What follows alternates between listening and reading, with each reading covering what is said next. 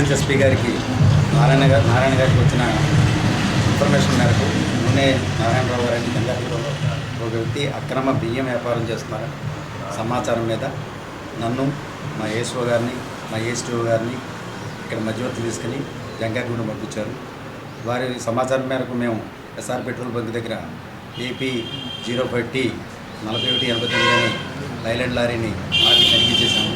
దాంట్లో అక్రమ బిల్లులతో PDS rice బస్తాలు దొరికినాయి.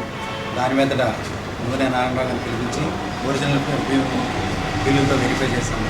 అది ఫేక్ బిల్లుగా గుర్తించి ఏఎస్ఓ గారు మొత్తం లారీని 20 క్వింటాల రైస్ని స్వాధీనపరుచుకున్నారు.